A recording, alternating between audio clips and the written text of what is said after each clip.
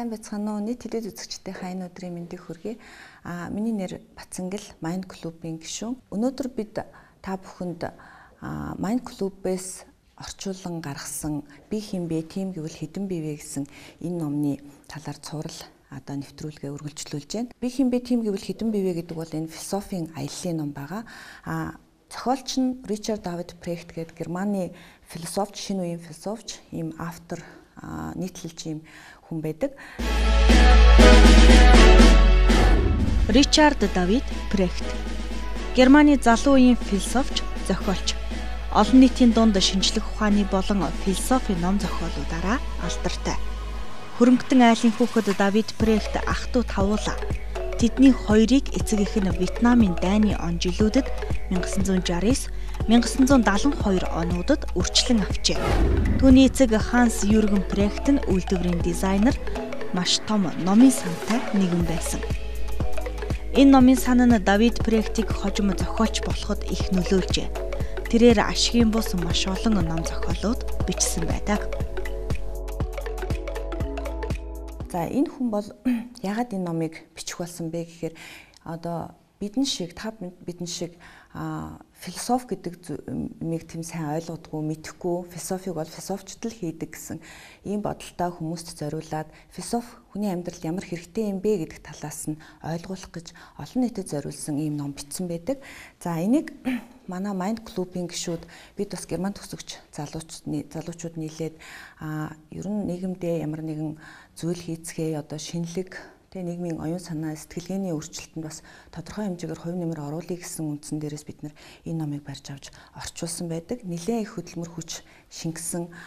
Ер нь бол 3 жилийн ажил болсон. Мэдээж бид философч мэргэжилтэй биш учраас нэр томьёо ухтгуунаас ахуулаад бидэнд маш их асуудал гарч ирж ирсэн. За энэ бүхэнд манай клубын клубд энэ номыг орчуулахад зөвлөхөөр ажилласан Молор Эрдэнэ доктор бол биднэрт их тус болсон. Санжаад Оржийн Молор Эрдэнэ 1997-оос 2000 онд Мюнхний их сургуульд судлаач зохион бүтээгчээр ажиллаж өндөр технологийн Smart Fuel Cell компанид төслийн удирдагч хийж байсан. 2003-аас 2007 онд Мюнхний их сургуулийн философийн факультетэд докторантаар ажиллаж 2007 онд Мюнхний их сургуульд философийн докторийн цол хамгаалсан. Тэрээр 2007 онд Монголд ирснээс хойш Монгол Улсын их сургуулийн философийн тэнхимд философийн багшаар ажиллаж байсан. Мөн Монгол ухаан судлалын хүрээлэнг байгуулж Монгол оронд философиг хөгжүүлэхийн төлөө ажиллаж, философийн мэдээ сэтгүүл эрхлэн гаргаж, философийн сонгодог бүтээлүүдийг орчуулж, улмаар философи улс төр нийгмийн номнууд бичсэн. Тэрээр бол яг философийн үднээс нэр томьёог зөв орчуулж гаргах энэ тал дээр бол их тусалцаа үзүүлсэн юм хүн байгаа. Тэгээд энэ ташрамд бас бид талархснаа илэрхийлмээр байна. За ер нь бол яг энэ номыг уншаад эхлээд бид бол яг уншаал тэгэл их ойлгочлоо. Энэ ер нь философи гэдэг юмыг ойлгочлоо. Энд бол их амттай санагдаж байна гэдэл ийм хөөр байсалтайгаар байжсэн үе бол байсан. Тэгээд энийг ерөөсөө орчуулад тавьчих. Ерөөсөө бараг л нэг хагас жилийн дотор л орчуулчих юм шигээр бодож бид нар энэ номтойгоо ажилласан байгаа. Гэтэл үнэндээ бидний орчуулганд яг энэ нэр томьёоны асуудал дээр бол маш их хүндрэл гарсан.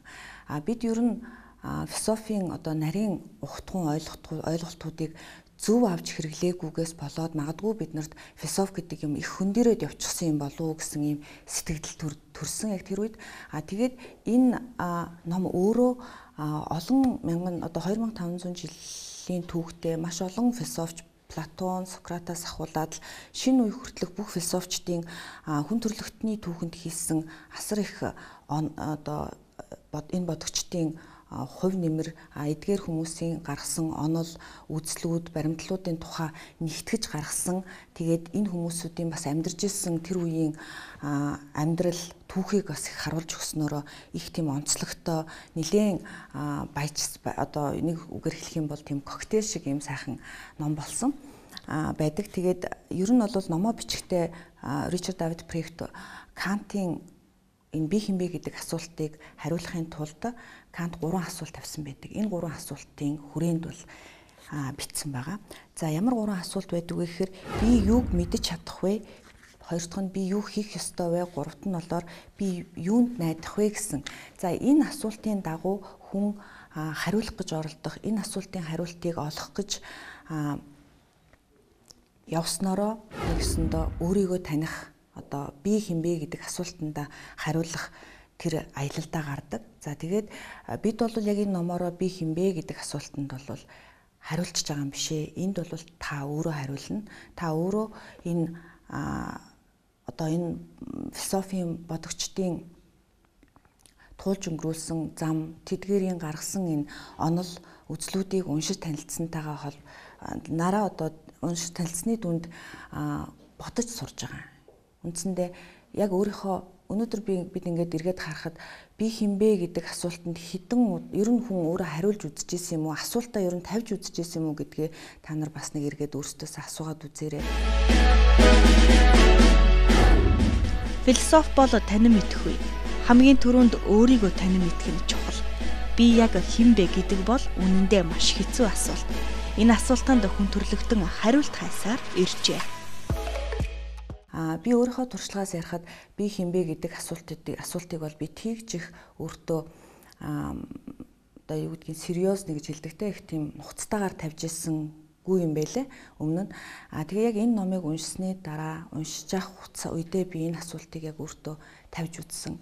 Хүн болгон би хинбэ гэдэг асуулт мэдээж юм шиг санагдавч яг үүндээ бид нар энэ нийгэмд амьдрахдаа олон биетэйгээр амьдардаг юм биш үү? Гэр орондоо нэг бие гаргана, ажил амьдрал дээрээ нэг бие гаргана. Яг өөрийнхөө үнэн биегээр бид нар ер нь амьдарч чаддаг юм уу?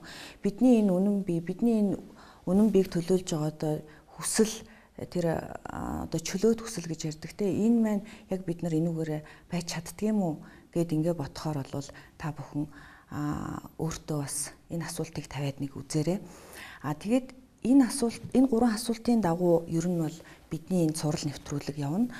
Эхний хэсэг бол ерөнхийдөө танин мэдхүйн холбогдолтой зүйл байгаа. Яагаад гэвэл би юуг мэдж чадах вэ гэдэг асуултанд хариулахын тулд бид хаанаас үүсэлтэй юм бэ? Бидний одоо өөрийгөө танихад бидний амьтнаас ялгаад байгаа ганц зүйл бол бидний оюун санаа, ухаан. Тэгэхээр энэ ухааныг хаанаас гарч байгаа гэхээр тархинаас гарч байгаа. Энэ тарих гэдэг юм бид яг судалсан юм уу? Энэ тарих судлал маань одоо хэр хэмжээнд хүрээд хөгжсөн байгаа юм бэ гэдэг ерөнхийдөө эхний сэдв болвол бид өөрсдийгөө судлая гэсэн, бид өөрсдийнхөө одоо биологийн биеийг судлах юм танин мэдхүйн холбогдолтой их сонирхолтой бичигдсэн ийм хэсэг байгаа. Тэгээд энэ хэсгийг уншихад бол мэдээж шинжлэх ухааны олон нээлтүүдтэй бид нар танилцсан, олон эрдэмтдүүдийн бүтээлүүдтэй танилцсан. Тэгээд миний хувьд бол би өөрөө химч мэргэжилтэй юм хүн байгаа. Тэгэхээр философч хүн бол биш, тарих судлаач хүн бол биш. Тийм учраас яг энэ номны хүрээнд энэ Ричард Давид Прехт гэдэг хүний энэ хүний яг энэ тарих судлалын чиглэлээр хийсэн онол үзлүүдийг одоо мэдлгүүдийг энэ номондоо бичсэнийг бид орчуулсныхаа хүрээнд бол ярина. Тэгэхээр энэ талаар бол дэлгэрүүлээд манай тарих судлаач нар, психологчид тийм ээ, физиологчид бол бас олон зүйлийг та бүхэнд хэлж өгнө хаа гэж би найдаж байна. За тэгээд энэ өмнөх хоёр сэдв та бүхэнд танилцсан байгаа. Философийн одоо өөрийгөө таних аяллаа нэг хэсэг бол би хаанаас үүсэлтэй юм бэ гэдгээ өмнөх сэдвүүдээр та нар сонссон байгаа. За тэгээд ер нь бол одоо үндсэндээ хүн одоо 3 сая орчим жилийн өмнөөс эхлээд хүн дүрст бич тийм ээ, яг одоогийн хүн болох хугацаа болон чинь нийтдээ 3 сая гаруй жил үргэлжилсэн ийм түүхтэй. Тэгэхээр 3 сая жилийн өмнөөс эхлээд хүн босоогоор яваад ингээд явхад бас нэг том өөрчлөлт гарсан. За энэ бол тархины одоо хөгжил, тархинд гарсан өөрчлөлт байдаг. За яасан бэ гэхээр энэ нь бол 1.8 сая жилийн өмнө хүний тархины одоо эзлэх хүнд нэлийн тийм өөрчлөлт орсон. За нийтдээ нэг сая орчим жилийн хугацаанд хүний тархины эзлэх хүн одоо 1000 см3 орчмоор нэмэгдсэн юм байдаг. За энэ нь бол одоо ч гэсэн одоо онцлог байдлаар ертөнцийн энийг одоо бүрэн одоо тайлж чадаагүй. Бид бол сармөгчнөөс үүссэн юм байна те. Бидний тарих сармөгчнгаас нэг их ялгаатай зүйл биш юм байна. Гэхдээ яг тарих гэж юу вэ гэдэг тал дээр бол одоо өнөөдрийн нэвтрүүлэг маань үргэлжлэх юм байна. Тэгэхээр тарих гэж юу вэ гэд энэ болвол энэ ертөнцийн хамгийн төвөгтэй асуулт гэж ерөнхийдөө байгалийн ухааны мэдлэгийн салбарынхан бол хэлдэг. Хүний тархи толгой ясны дотор байх учраас түүний дээд тал нь гавлын дотор талд хэлбэртэй байдаг. Хүний тархины жин дунджаар 1830 г. Ирэмийн ялгаа 100 г-аас хэтэрдэггүй гэж үзсэн. Тархины хөндийн жинг биеийн жинд харьцуулж үзвэл хүн дэлхий дээрх хамгийн том тархитай амьтан юм.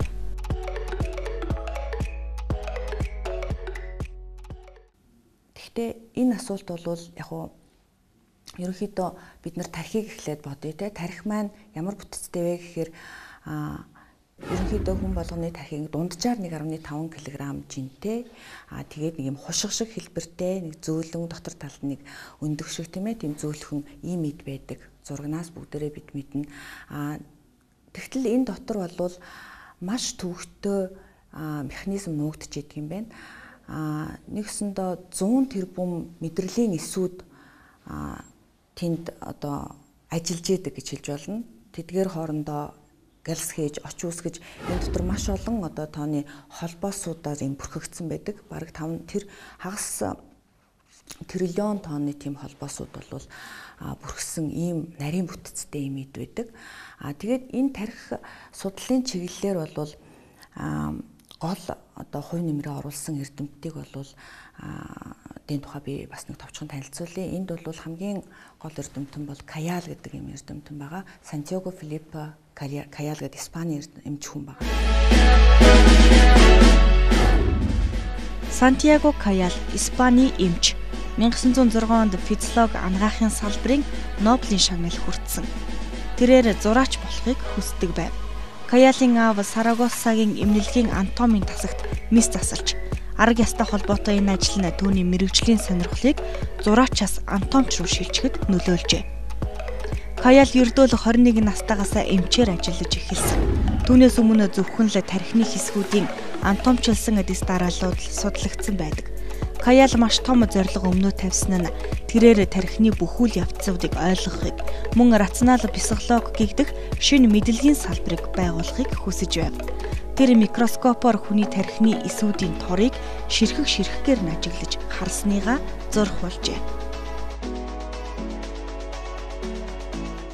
Энэ эрдэмтний хийсэн гол зүйл юу юм бэ гэхээр ерөнхийдөө энэ үед бол философи, шашин энэ чиглэлүүд бол хүний сэтгэл одоо хүний эмоц те хүний итгэл үнэмшил баяр хөөр энэ тал дээр бол хариултуудыг өгөх оролдлого ерөнхийдөө цэвэр бодлын үндсэн дээр те итгэлийн үндсэн дээр энэ зүйлүүд хийгдчихсэн. Тэгээд хүн төрөлхтөн бол мэдээж энэ философийн цэвэр бодлын рационал бодлын үүдэн дээр гарч ирж байгаа энэ тайлбаруудыг илүүтэйгээр одоо яг шинжлэх ухааны үүднээс нэгсэндээ багаж тоног төхөөрөмжөөр хэмжиж яг ийм байд юм уу юм үнэхээр энэ философчдын хэлээд байгаа нь үнэн юм уу гэдэг ийм эрэл хайгуулт явсан гэж хэлж болно л доо. Тийм учраас шинжлэх ухааны үүднээс нь тэр таньж мэдхүүгд судлах үүднээс одоо тархийг их одоо сонирхож судалсан анхны хүн нь бол Каял гэж хэлж болно. Тэрээр тархины эс болгоныг микроскопоор хараад тархины ерөнхий бүдүүвч зургийг гаргахыг ингэж оролцсон байт юм билэ. Энэ дээрээс үндэслээд ерөөсөө тэрээр бол рационал психологи гэдэг мэдлэгийн салбарыг шинээр бий болгох оролдлогыг бас хийж исэн ийм эрдэмтэн байдаг.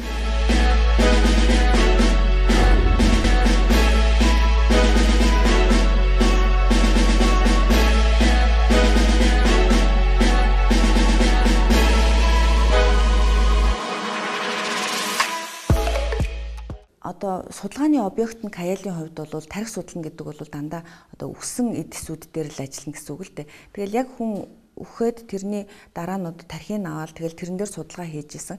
Энэ үедээ бол тэрээр мэдрэлийн эсүүдийг сэтгэн, үйлдэн, бүр найдан, хичээн гэдэг яг хүн шиг тийм одоо мэдрэмжүүдийг гаргадаг гэдгийг тодорхойлсон байдаг. Ерөөсөө л одоо ажилдаа улаараа л яг эсүүдэрээ дамжуулал нөө Франкенштейн шиг тийм болчихсон одоо нэг ёсны үнэхэрийн ажил мэргэжилтэй ийм дуртай ийм эрдэмтэн байсан байдаг юм байна. Энэ мэдрэлийн эсүүд маань хоорондоо холбоостой байдаг. Холбоос нь бол гэхдээ нэг хэсээс нөгөө хэсгийг одоо эс маань дараагийнхаа мэдрэлийн эс рүү чиглэсэн энэ холбоос тэрийгэ болохоор шалткрайс гэж нэрлэдэг байдаг. Энэ холбоос нь зөвхөн нэг чиглэлд байдаг гэсэн ийм таамаглалыг төвшүүлсэн. За энэ нь бол шинжлэх ухааны үндсэн дээрээс бол сүүлд нь одоо энэ тархийг судалдаг олон компьютерийн багаж тоног төхөөрөмжүүд гарсны дараагаар бол батлагдсан байдаг. Каял бол яг уу эс болгоныг судлаад энэ ер нь бол тарих огт судлагдаагүй үед тархины талаар ийм ерөнхий бүдүүч зургийг гаргаснараа тэр хүний одоо онцлог, тэр хүний хувь нэмэр гавьяа байсан гэж хэлж болно. Харин энэний дараагаар тархинд бас нэг одоо нэг үсрэлт гэж хэлэх юм уу те мэдлэгийн хувьд шинэ мэдлэг оруулж ирсэн хүн бол энэ Пол Маклин гэдэг эрдэмтэн байт юм байна. Мөн адилхан тархи судлаач. За энэ хүн бол тархийг маш энгийнээр тайлбарлахыг хүссэн. Пол Маклин Америкт төрсөн эмч, неврологч. Ялын эрүүл мэндийн сургууль сэтгцийн эрүүл мэндийн үндэсний хүрээлэнд ажиллаж байсан. Физиолог сэтгцийн эмгэг судлалын болон тархины судалгааны чиглэлээр томоохон хувь нэмэр оруулсан хүн. Маклин хүний тархины янз бүрийн хэсгүүдийг ялгаатай хөгжлийн шатлалуудад хуваав. Түүнийхээр бол тархи нь 3 дэд тархинаас бүрдэнэ. Тэрээр бол 3 ийм давхаргаас бүтдэг юм байна. Тархи бол 3 хэсэгтэй. Нэгдүгээр хэсэг нь болохоор бидний одоо мөлхөгч амьтнаас одоо анхны үүсэл нь үүссэн гэж хэлж бол хамгийн бүдүүлэг тийм рептил тархи гэж энэ тархи байна. Түүнийг дээр бол лимбийн системтэй тархи оршдог. Тэрний дээр бол одоо яг хүнийг жинхэнэ бусад амьтнаас ялгарах ухаан, оюун ухаан, тэр ухаалаг гэдэг төрхийг нь одоо жинхэнэ гаргаж ирдэг. Энэ тархи бол неврокортекс гэсэн энэ давхаргаас бүрднэ гэсэн ийм ерөнхий маш тийм тойм бүдүүвчийг гаргаж ирсэн байдаг. Гэхдээ энүүгээрээ тархи бол тархин дотор ийм бидний амьтналаг шин чанарыг харуулсан, өөрөөр хэлбэл амьтнаас гаралтай шүү гэдгийг илэрхийлсэн ийм хэсэг байд юм байна. Тэгээд тэрнээс амьтнаас онцгойрдог бас нэг ийм нэг давхарга байдгийн байна гэдгийг гаргаж ирснээр хүн болвол нэгэсэндээ амьтнаас гаралтай гэдэг нь батлагдж байгаа. Хоёрдугаарт бол хүн амьтнаас илүү ихийг сэтгэх ухаантай байх юм чадвартай юм байна гэдгийг нь гаргаж ирж байгаагаараа давуу талтай. Гэхдээ энэ хүний ингэж нэг бие биенээсээ хамааралгүй юм шиг юм 3 хэсгээс тогтно гэж гаргасан нь бол яг анагаах ухаанд бол олон шүүмжлэлтэй өртсөн байдаг. Ерөнхийдөө бол яг бол тийм биш юм байна. Сүүлд нь бол олон эрдэмтэд бас энийг баталсан. Энэ тархины энэ хэсгүүд бол хоорондоо үргэлж юм уялдаа холбоотой байдаг. Зөвхөн тэр хамгийн доод хэсэгт жишээлбэл гэж хэлээд байгаа тэр одоо хэсэгт ерөнхийдөө хүний төрөлхийн инстинктүүд тэ амьтналаг тийм шин чанарын үйлдэлүүд бол удирдагдчихэдэг.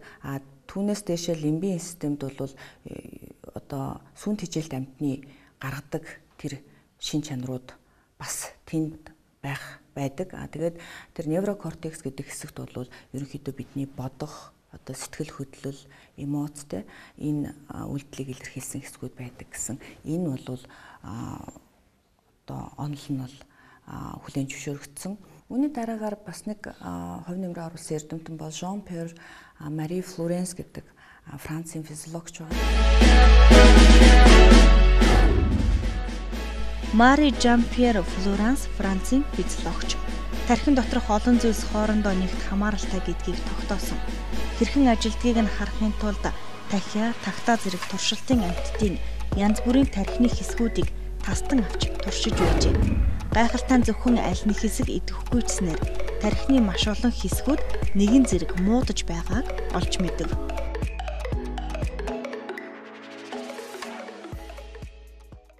За энэ хүн бол тархины эд эсүүд дээр судалгаа хийхдээ нэг эд эс өгч одоо үгүй болоход бусад эд эсүүд яадаг юм бэ гэдгийг үзсэн байдгийн юм. Тэгэхээр мэдрэлийн эсүүд бол нэг нөгөөтэйгөө их холбоотой, нэг нь муутахад бас нөгөөх нь дагаж муудаж идэг ийм шинж тэмдгүүд илэрдэг.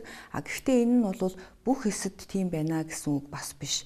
Тэгэхээр ерөнхийдөө тархи судлал бол маш их төвөгтэй яг тийм юм гэд хэлчих бас боломжгүй ийм салбар. Тэгээд дээрэс нь энэ тархи судлалыг тухайн үед хийжсэн хүмүүс бол юугаараа гайхамшигтай байсан бэ гэхээр тэнд бол ямар нэгэн багаж тоногт хөрөмж байгаагүй. Тэд нар бол цэвэр одоо өгсөн хүний тархин дээр юм уу, өгсөн амьтны тархинууд дээр ингэж ажиллаж исэн. Тэрүүгээрээ ямар нэгэн зүй тогтол мэдлэгийг бий болгоё гэж ийм судалгаанууд хийжсэнараа одоо үеийн эрдэмтдээс бол эрс ялгаатай. Одоо бол бас энэ тархийг судалдаг маш олон багаж тоногт хөрөмжүүд гараад ирчихсэн. Одоо бидний мэдих компьютер томограф тийм ээ. Энэ багажаар бол одоо жишээлбэл тархины бүрэн зургийг авч болж байна тий. Тэгэхээр тархи судлал бол маш өндөр хөгжлийнхаа түвшинд бол хүрчихсэн байгаа. Гэхдээ тархи судлаачид бол энэ одоо хөгжлийн их хурцтай хөгжиж явах үедээ юу гэж одоо мөрөөдөж исэн гэдэг юм уу, бодож исэн гэдэг юм нь бол нэгсэндээ философи, психологийн салбарыг бол тархи судлалаар бүрэн бараг орлуулж болохоор болчлоо. Хүний тархийг бүрэн мэдээд дуусчлаа гэж ингэж одоо бас нэг хөөрцөглж исэн үе бол байдаг. За энд гэтэл тархи судлал одоо тэр тоногт хөрөмжүүд тэр одоо анализын багажаар бид нар тархины дотор байгаа бид нар яг уурлах үед аль хэсэг идэвхтэй болдсон байна. Биднийг баярлах үед аль хэсэг идэвхтэй болдсон байна. Бид ярьж явах үед аль хэсэг нь аль эдис нь ажилтдаг юм байна гэдгийг бол тархи судлаачид бол хэлж чадна өнөөдөр. Гэхдээ яг яагаад энэ бүхэн үсээд байгаа юм бэ гэдэгт бол хариулт өгч чадахгүй. Тэгэхээр тархи судлал бол ингэж одоо бүхнийг хариулчих юм шиг хөөрцгөлж исэн ч гэсэн үнэндээ бол бас хүн төрөлхтний хариулж чадахгүй зүйлүүд бол одоо ч гэсэн хിവэрэ үлдсээр байгаа. Энд бол яг хуу философийн үүднээс, шашны үүднээс бас тайлбарлууд байдаг. Философи тархи судлал хоёрын нэг нийлж байгаа хэсэг бол юу гэдгүү гэхээр тархи судлал гэдэг маань тархи өөрийгөө судалж байгаа тийм ээ. Субъектоос объект болоод байгаа.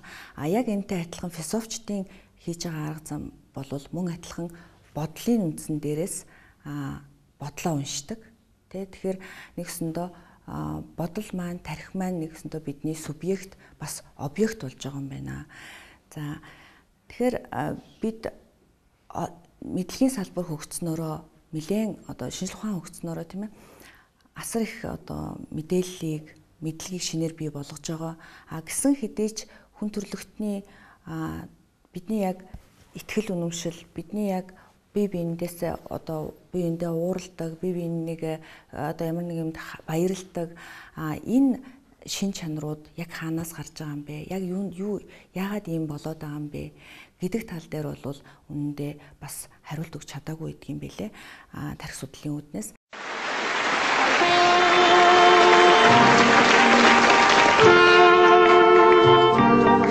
I see trees of green, red roses too. I see them blue for me and you. And I think to myself, what a wonderful world.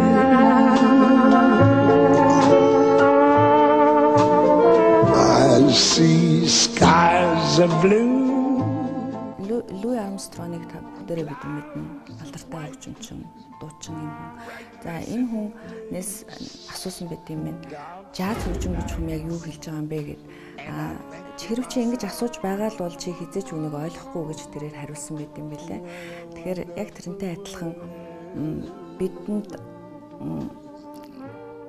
шинжлэх ухааны нар бас тайлбарлаж чадахгүй зүйлүүд одоо ч гэсэн нээлттэй байгаа.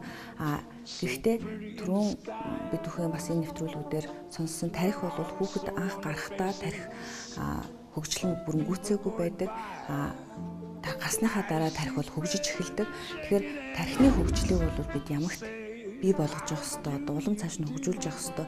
За энэ хөгжүүлэхэд бол бид үргэлж асуулт тавьж, эрэлхийлж, чинийг эрэлхийлж, танин мэдхийг эрэлхийлж, ном уншиж, ингэснээрээ бол нэгсэндээ бид тархиныхаа багтаамж, тархиныхаа ашиглалтыг, тархиныхаа ашиглуулын коэффициентийг нэгсэндээ сайжруулж идэг юм байна.